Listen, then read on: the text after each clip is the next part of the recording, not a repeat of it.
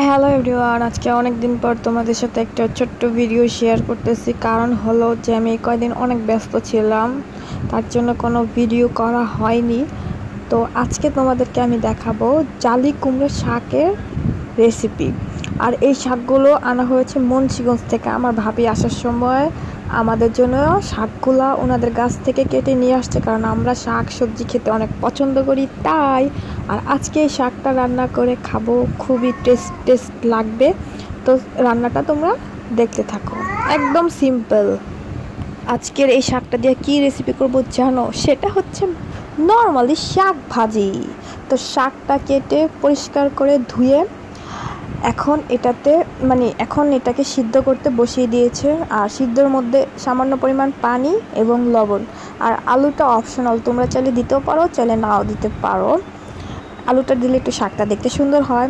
তারপর দেখো একদম সবুজ, এত সবুজ মানে কি বলবো, মানে কেনা শাকগুলো কিন্তু এতটা সবুজ হয় না, এগুলোটা একদম তাজা।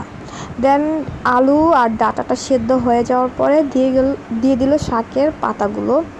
আর পাতাগুলো কিন্তু একদম মচমচা, মানে অসাধারণ, যেটাকে বলে তোমার দেখলেই মন চাবে যে কাঁচা খেয়ে ফেলি।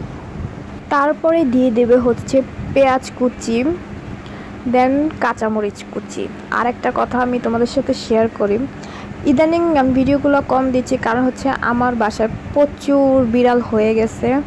মানে এগুলো সবগুলাই অসুস্থতার কারণে আমি কোনো ভিডিও করতে পারতেছি না, তেমন কোনো সময়ই পাচ্ছি না, নিজেকেও সময় দেওয়ার পাচ্ছি না। কারণ যেহেতু আমরা এগুলোকে পালি, ওগুলোকে সুন্দর করে আমাদের তো উচিত এগুলোকে পালি যখন ঠিকভাবে পালার। তো ছোট বাচ্চা বিড়ালগুলোর চোখের প্রবলেম, ইনফেকশন হয়েছে, 5টারই ইনফেকশন হয়েছে, ওগুলোর দেখা দেখি এখন বড়গুলোর হচ্ছে।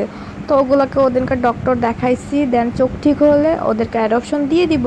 আর দেখো এটা হচ্ছে দেশি পেয়ারা, এটাও ভাবিদের গাছ থেকে পেরে নিয়ে আসছে।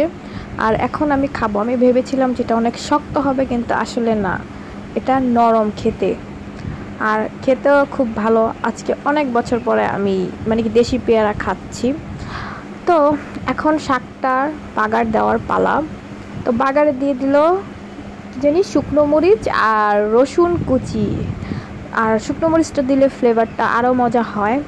তারপর আরেকটা তোমাদেরকে আমি দুঃখের কথা বলি, আমাদের ঘরে এত নতুন নতুন জিনিস প্রতিদিনই কেনা হয়, তারপর আমার আম্মু পুরানা দিনের কোনো হাঁড়ি পাতিল বাদ দিবে না, এটা নিয়ে আমার তার সাথে প্রতিদিনই ঝগড়া হয়। তো যাই হোক, আমি জানি না তাদের হিসাব। দেখো শাকগুলা কি সবুজ, অন্যান্য শাক হইলে এগুলা লাল হয়ে যাইতো, সবুজটা একদম ধূসর কালার হয়ে যেত। আর এই শাকটা পুরাই সবুজ আর একদম সফট। এই দেখো, এখন আমি এটাকে পরিবেশন করলাম হচ্ছে কোটি টাকা দামের বোম্বাই মরিচ দিয়ে। আর এখন তো বোম্বাই মরিচ কিনতে পাওয়াই যায় না।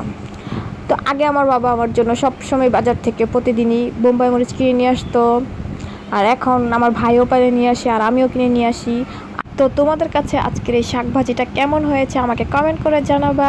আর নেক্সট কোনো ভিডিওতে আবার কথা হবে, দেখা হবে। সো আল্লাহ হাফেজ।